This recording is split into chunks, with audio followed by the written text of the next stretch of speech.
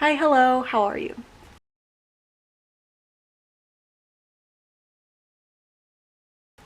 Good afternoon. It's like 11:30. This is the second time I'm filming this clip. Halfway through the first one, my coworker called me and I completely forgot where I was. So it's raining today. It's not raining right now, but it was raining this morning really hard and it was so nice. So I'm working from the couch. I've kind of done like all of my worky bits for this morning, and now I think I'm going to do some reading, but I wanted to update you guys on where I was. So I didn't do really any reading Friday or Saturday because I'm just reading on the weekends doesn't really happen for me, but Sunday, because it was raining, I did some deliveries in the morning when it wasn't. And then after Skylar went to work, I just laid on the couch for a couple hours and read, which was so nice. So I'm on page 348 of Swordcatcher by Cassandra Clare. You can see I'm tabbing a lot. I have a qualm with this, is that I run out of yellow so quickly and I can't find these tabs with just all yellow. I did find some pastel ones where it's like a variation of yellow and like golds, and I might just have to buy those and use them because I have a third one of these in my book currently so that I can just use yellow, and I use the yellow one for just like information.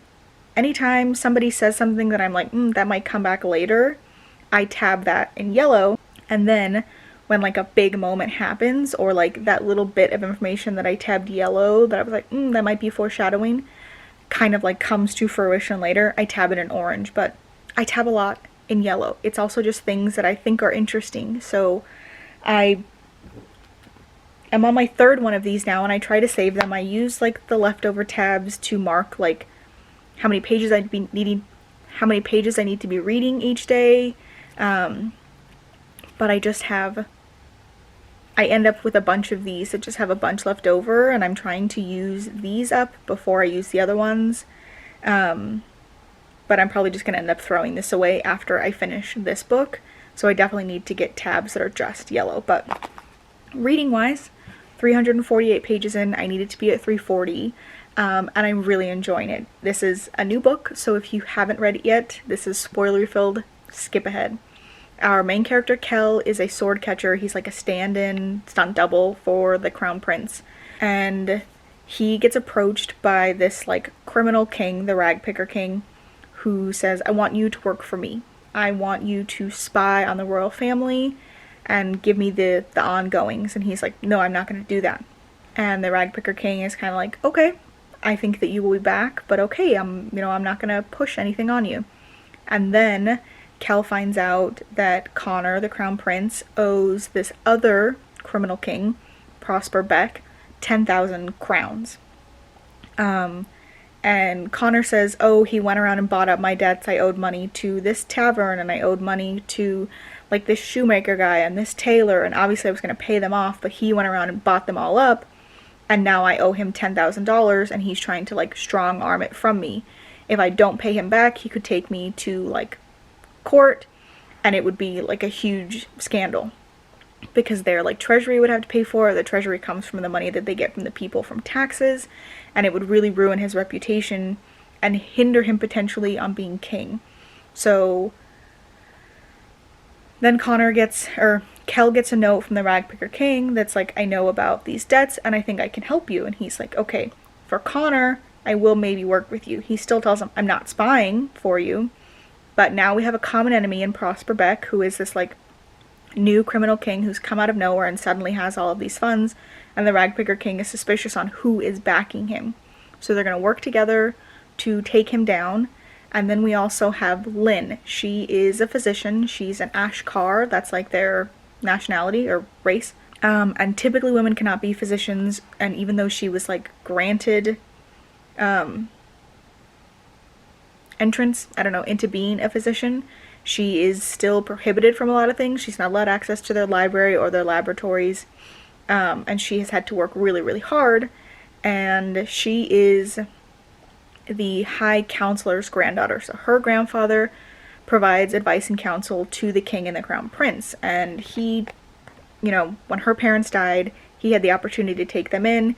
He said, no, my loyalty is to the crown, and so they have some like issues, but she gets called on by her grandfather Maesh to the castle to heal Kell. He got jumped by some crawlers. He was dressed in some of Connor's clothes, and Connor's are these like criminals that climb walls really quickly because they thought that he was Connor, and that's how he learns out about the debt. And so he gets stabbed really badly, and they think that he's gonna die. And Maesh calls on Lynn, and she comes and heals him. And she also has like a run-in with Connor. He is not used to being told no, and she kind of tells him, you need to leave the room, I need to work on my patient. He tries to give her a ring in, you know, payment, and she's all, what am I going to do with this? Like, if I wear it, I'll get robbed and stabbed like your friend did. I can't pawn it because I will most likely be arrested, and people will think that I stole something from the, you know, house of Aurelian, the like family, the royal family. She's like, it's no good to me. Like, I don't need it. I don't want it. You keep it. And he is so put off by that that he doesn't want, he's like, you're banished from the castle. Don't come back. She does, because she's like, I need to check on my patient. I don't care about, you know, what she said. So she snuck into the castle. And they just have this tension between them. And I really thought that there was going to be like a potential romance between them. But then Lynn and Kell have a kiss when it's like one of those moments where they're like, oh no, this person can't see me. Oh, I'll kiss you and hide you from them, which is a very old tactic. And something like happens between them. But Kell is also in love with Antoinette, and she's one of like the high ladies who used to be really good friends with them, but now she's like too good for them. And she's like wanting Connor because her mom wants to marry him so that she can be the queen. It's all a mix. But I liked that Lynn kind of throws Connor off, and I was like, I like something there, but maybe that's not where this is going to go. I'm really enjoying it though. Cassandra Clare is a phenomenal writer, and I'm going to do some reading now. Good morning, happy Wednesday. I just tried to film this and kept getting like calls and notifications, so we're starting over. I finished Swordcatcher last night. It was so good. I gave it 4 out of 5 stars. 5-star for me is just a feeling, and I didn't feel like this was 5 stars. But it was really good, and I tabbed so much. I really enjoyed this. I can't remember where I left off telling you, but in this last section, there are like 2 coinciding stories going on. One is that Lynn is preparing for this like festival of her people, and Connor and Kell are preparing for Ascension Day.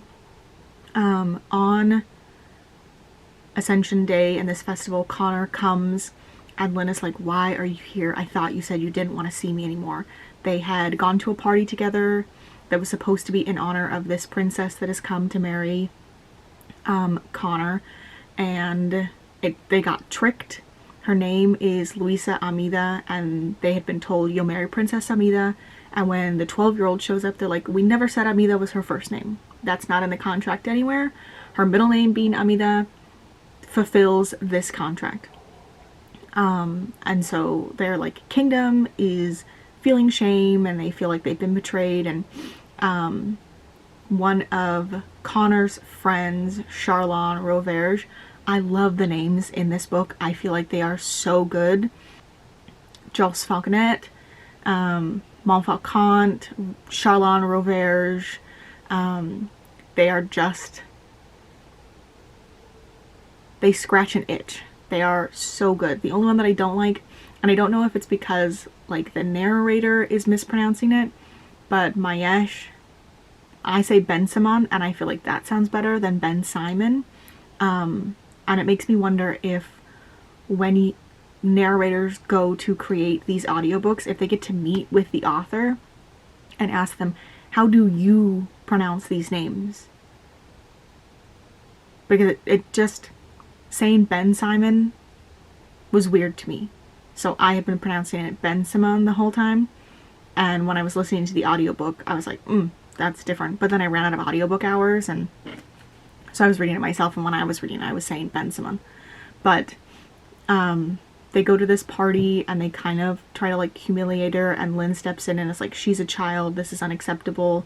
They're trying to make her dance, and Lynn is like, I will dance. And it is supposed to be humiliating for her, and everyone ends up thinking that she's beautiful, and Connor kisses her and it's like, I don't want to want you. Like, he's furious about it, which I love when there's like a love between stations. He is a prince and she is a woman.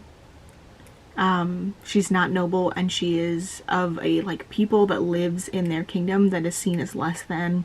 They live in this like walled in community. They're not allowed to be out after dark, and they have to wear either blue or gray, which is how people will identify them as Ashkari. So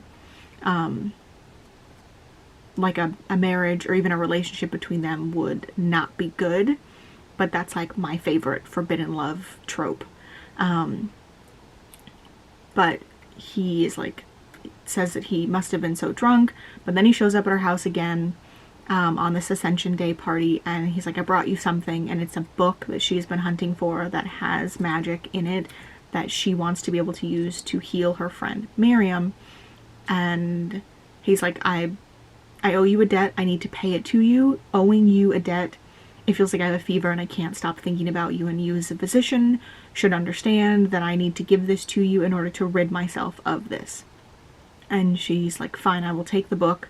Can you forget about me now? And he like leans in and whispers into her ear, I've already forgotten you. And I loved that moment. But then he shows up again later, and for a second I thought it was Kel dressed as Connor, but it wasn't. And Connor is asking her how to cure madness, because they think that the king has gone mad, and the man that was making this like potion for him, this drought, I think he might have been possibly poisoning him.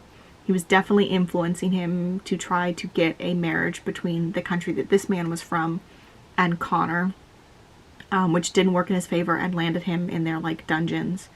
But there's so much about the king we don't know, and I really hope we get more backstory on him in the next book. But she tells him, you made such a spectacle of coming here and being like, I'm the crown prince. You couldn't have just mailed the book to me. And somebody ratted me out to the Maharam, which is their like spiritual leader, and they came and raided my home and took my books. So I don't have anything actually to help you save your father or this mysterious person that you're saying is sick. And the man who did it was someone who had once proposed to Lynn, and she said no, and he tries to propose to her again, and he's like, I know you're upset that I told on you, but I'm trying to protect you from yourself. Your uncle or your grandfather, because he's the counselor to the king, thinks that he is like above us and the salt, and I'm trying to protect you. You're a hard sell of a woman, basically. Not a lot of people are going to want to marry you, and you should marry me. And she says no again, and it angers him, but nothing happens. And that's like what's going on with them. They're doing a little bit of a party, and they have this like ritual where each woman is asked if they are the goddess returned, and she says yes, and it's part of her plan to get the books back. But when I heard that the goddess would return in the form of a human, I always thought that it was going to be Lynn, so that was interesting. But in the castle, they're having the Ascension Day party, and it turns out that there's like a raid, and the Princess Louisa ends up being killed, and I just think that that's so sad. She was just a pawn in everybody else's political games, and she was killed for it. And the king shows up in the end and kills the princess's guard who was trying to kill Connor. She blames Connor. And Kel kind of slips out, and he's going to see the Ragpicker King. He's decided that he will do whatever it takes to protect Connor, even if it means he has to get his hands dirty. So I really enjoyed that. And I'm going to be reading If He Had Been With Me. My friend said it made her cry, and she is an emotional person like I am, where like if TV shows or movies or books are sad, it can affect my mood. But she also said she read it in 2 sittings, and I wasn't supposed to finish Swordcatcher until tomorrow. So if I finish this, or I read half of this today and half of it tomorrow, I will be done on the 25th and still have 6 days of reading left. And I might go get the Atlas Complex and spend the rest of the month reading that, which would be great. I will have finished my TBR and read an extra book and rewarded myself with a new book. So I'm really happy with the dedication that I have made to reading this month. So I'm gonna go and I will update you when I've made some progress on if he had been with me. Good morning, happy Saturday. I just got up. I'm still in my PJs. I didn't just get up. I've been up for like an hour and a half. Somebody in my neighborhood was blaring music this morning at like 8:30. I woke up and rolled over and it was like my brain just latched on to the music and I could not go to sleep. This happens, usually it only happens at night, but it happens like once a week. Right outside this window is like part of our backyard, and then it's an alleyway, and then it's a parking lot for another apartment complex. And somebody comes and parks in that parking lot at night for like half an hour, and they just play such loud music, but from over here I can't hear the words. I can just hear the bass and the beat, and the repetitive sound like gets stuck in my head, and I can't sleep or focus on anything until it goes away. So I either have to stay up or like play something louder. So I got up and went to the bathroom, and when I came back it was still playing, and I just put like one headphone in, and now I'm just awake now. I'm awake. But last night I finished If He Had Been With Me, and I hated it. I loved it, but I hated it. In the first chapter, spoilers, in the first chapter, it starts off with the car crash. So we know that one of our main characters, you know he's gonna die. Like, that's the whole premise of the book, is that you know he's gonna die. And then it cuts to like several years before, and you get all this background about our other main character, Autumn, and how her and this boy Finney, their moms were best friends growing up. They got pregnant together at the same time. They gave birth within a week of each other. They lived next door to each other, and so they grew up being best friends. And then they get to middle school and they kind of branch off. The girl Autumn, she's always been known as like the weird girl, and her friend Finney has always stuck up for her. And then she gets into middle school and in 8th grade, and it's all of a sudden like she's popular. She's always been told that she's pretty, but she's also always been weird. And in middle school it was like she wasn't weird, she was pretty. And so they kind of split and don't really talk to each other anymore. We find out that it was kind of because he thought it was because he kissed her. She just didn't want to be the weird girl anymore, and she thought that, you know, she didn't mean to leave him behind, but it's just what happened. And then they get into high school. She's dating this guy Jamie, who I hated because he's like low-key a very manipulative person. He's like supportive but also not. And they mentioned that like him and the like friend from their group, Sasha, go to the movies together, and I was like, he's gonna cheat on her. Lo and behold, he cheats on her with Sasha. Her and Finney, she like falls into a depression. Finney comes over after a week and he's like, hey, like we need to fix this. They haven't been friends in years, but he's worried about her. And they start going out to breakfast and hanging out and spending all this time together. Meanwhile, his girlfriend is in Europe traveling. They finally get together and he says, I'm gonna break up with my girlfriend. They sleep together. The next day, he's going to break up with this girl, Sylvie, and he gets into a fucking car accident and dies. And like, you know that that's what's gonna happen from the like, I don't know if it's an epilogue or a chapter 1, but you know it's chapter 1. You know it's going to happen, and you still go through all of this of like them secretly pining after one another, falling out, becoming friends again, falling in love with each other, only for him to still die. And then she tries to kill herself. It's been like a month. She goes next door into his room. His mom is basically living at their house. So she goes into his room, tries to slit her wrists, wakes up in a hospital, and is like, shit, that didn't work, I guess. And then they ask her, when was your last period? And so she's pregnant. And that's one of my like least favorite things, when the guy dies and then she finds out that she's pregnant. And I get that the like niceness if she still has a piece of him, but it just feels like the character's not allowed to fully die, I guess. I don't know how to explain it.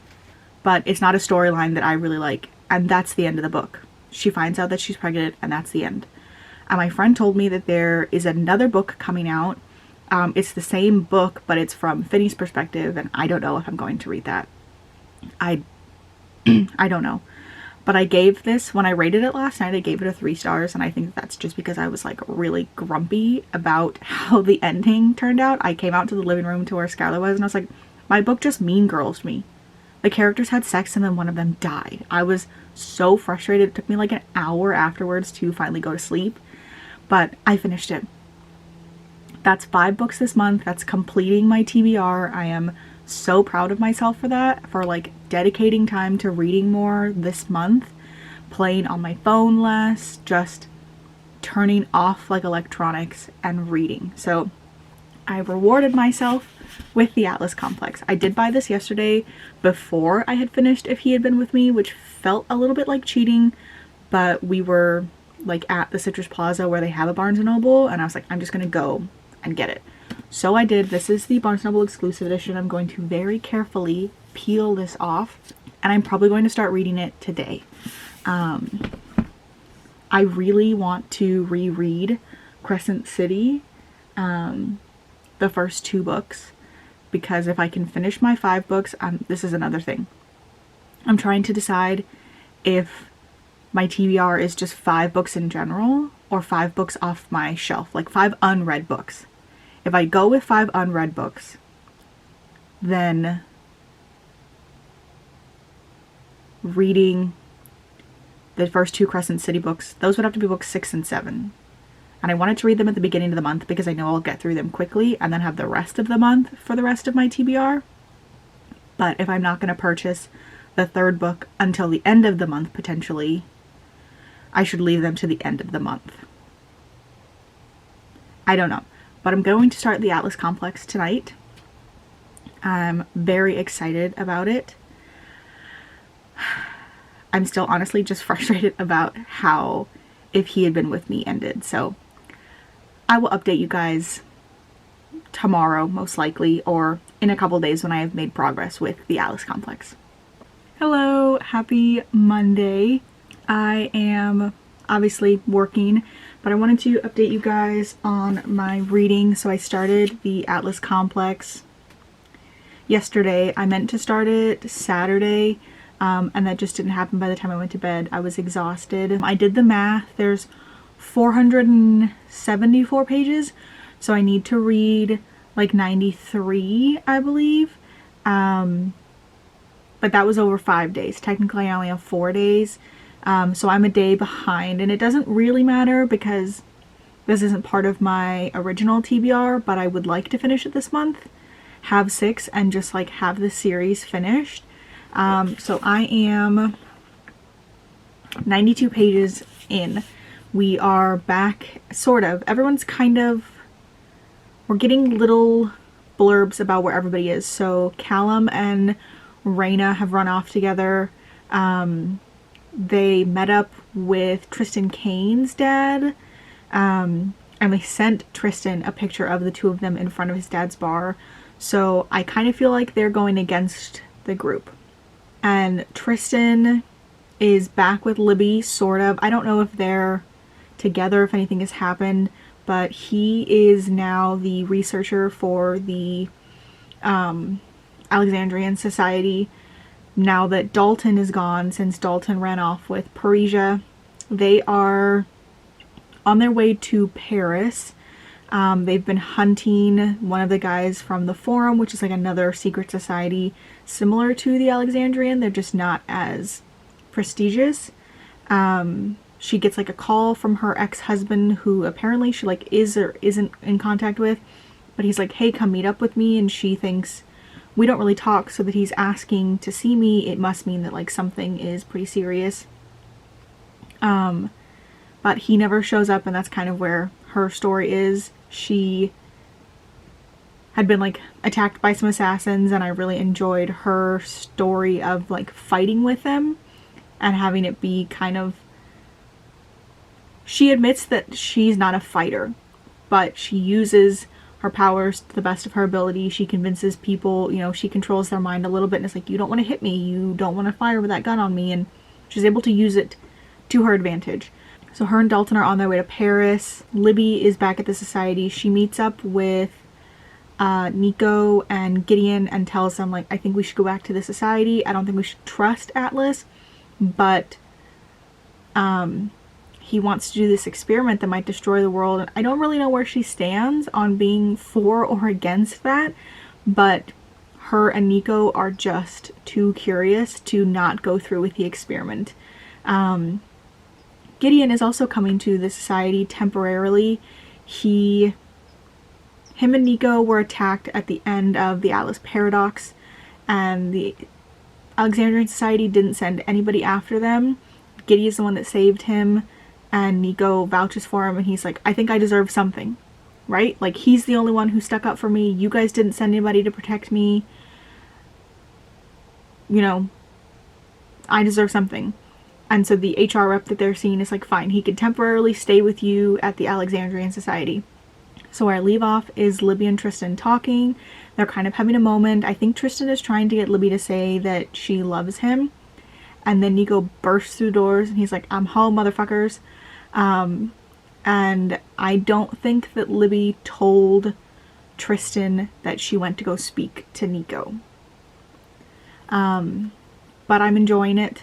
It's always a little bit difficult to get into. I tried to read at Starbucks yesterday, but when I read sitting at a table, I want to rest my face in my hand and it hurts my mouth too much, so I was just fidgeting a lot.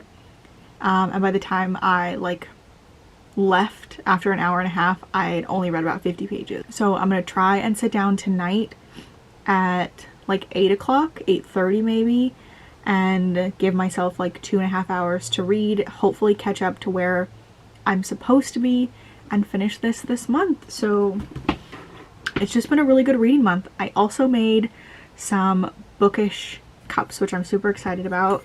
I did this one, which is the enemies to lovers trope. This little dot here is not supposed to be there. So the next one that I make, if I get an order for it, will not have that. I also did one for slow burn. This one came out really good. I made all of these designs by myself. I normally purchase like pre-made designs, but I just felt like I wanted to do something a little bit more unique, I guess. And then I made a fantasy reader one. I forgot to put the dot on here, but if somebody bought it, it will have the dot. And this will come out a little bit darker. I didn't realize that the color that had been selected for it was almost like a brown, so I selected the color black for it, and it should come out a lot darker on the next one. But I'm just really happy with how these came out and how they look on the frosted. I still do like the black on the clear, and I did put it as an option if you wanted it clear or frosted, but I'm happy with those. So I'm going to go now and most likely update you when I finished the Atlas Complex, or if I just come across like a really good part. So I will talk to you later. Hello, happy Wednesday. I've just been taking a little bit of a break from work to do some like house things. I did laundry the other day and the basket has just been sitting in the living room, so I finally sorted through that. I put my stuff away and I folded Skylar's underwear and some of his socks. His long socks he likes to fold in a very particular way, and I just haven't figured that out yet, so he can do that later. But I wanted to update you on my reading because it's the 31st, so it's the last day of the month, and I am 230-ish pages into the Atlas Complex. I was really hoping to finish this, but I still have like 250 pages left. I might be able to finish it today if I just read like all day after work. That reminds me, I need to take meat out for dinner. But like if I just sit down after work and don't do anything else and just read, I think I could finish this, but I also don't want to push myself. So I might try that, and then if I just feel like I'm not enjoying it, I will put it down. Even if I finish it tomorrow, I'm still going to consider it a January read. I think if I read 90% of the book in January, even though I finished it in February, is it really a February read? And then I have my TBR for February set. It's right here. It is very ambitious, and I will go over it in my next vlog. But essentially I want to reread the first 2 books in Crescent City, buy House of Flame and Shadow and read that, and then still read 5 books off of my shelf if I want to purchase a book at the end of the month. If I don't finish the 5 books, then I just don't get to purchase a book. I just had a thought. If I finish the 5th book in March, am I doing every time I finish 5 books? Or just for the month? It might just be every time I finish 5 books. So I might not buy something at the end of February. It might be like in the middle of March. We'll see. But I am enjoying this. Our characters are kind of picking sides. Parisia tried to get Raina and Callum to help her kill Libby, which was interesting. Libby and Parisia met, and I think honestly Parisia is afraid of Libby. Now that she like knows what kind of power that she has, she is afraid of her. And Raina sees that. Raina sees that Parisia can't really do much. She can read people's minds, and like influence them a tiny bit. But outside that, you know, what else can she do? So Raina tells her, no, I've got my own thing going on. You need me more than I need you. I'm not doing this. And they just kind of leave. I don't know what's going to go on with Parisia and Dalton now. Nico, Tristan, Gideon, and Libby are all in the house. They're kind of starting to wonder where Atlas is, why he hasn't shown up. Some things around the house are kind of falling apart, like they're running out of food.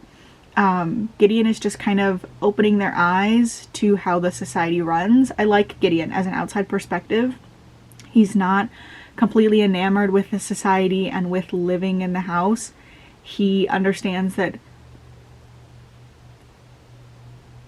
there has to be money flow. Like, none of this, Nico really thought that the food was just magically appearing for them. And he's like, no, there's a caterer that comes and drops off your food. And it definitely blew Nico's mind, but they're on the brink of deciding to do the experiment. Nico is really pushing them. He's like, let's just do it. Like, we know that we have to. There's no way that, you know, either one of us is going to be able to just let this go now that we know that it's potentially possible. So I am enjoying it. We shall see if I finish it tonight. And I will update you when I have. Hello, it is later in the day, and I just checked my bank account. I get like notifications when I get deposits, and I noticed that I had one from earlier, and my like bonus came in. So I'm going to go pick up House of Flame and Shadow right now, and these shoes from Target that I've been wanting. I've been holding off on getting them. They're kind of like little Birkenstock clogs, but I've just been kind of like, I don't really need them. I didn't have extra money for them after like Christmas and stuff. But I set aside some of my bonus money for House of Flame and Shadow and these shoes, and it is supposed to rain for the next like 6 days in California, like 7 I think. This coming Thursday, tomorrow, to next Thursday, and I just know that that means I'm not going to be leaving the house at all. So I'm going to go get those now, just to treat myself, because I got my raise and I got my bonus and I'm a treat person. So let's go get those.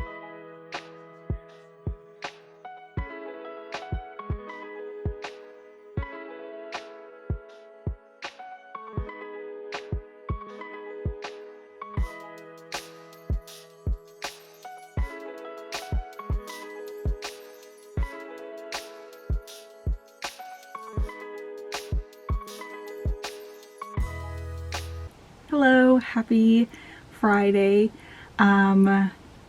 Yesterday was a bit of a mess.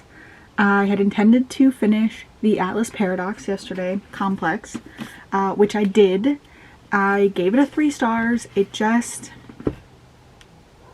compared to the Atlas 6, was lacking so much. I just felt like the end was blah. I was trying to like skip through a bunch of the like description. I like that. All of the fluff sometimes. It's like one sentence is enough to describe the way this character is feeling, but the author has a tendency to use 3 or 4 sentences to describe how sad they're feeling, how utterly crushed they are, how they feel as if the world cannot go on. Like, you could just say that they're sad sometimes. So I skipped through a lot of that.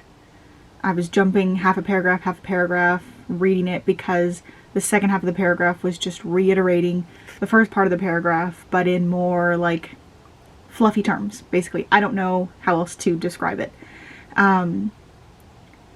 There's this huge buildup of this experiment that doesn't happen. They're in the process of it, and Libby thinks, oh my god, this is a terrible thing.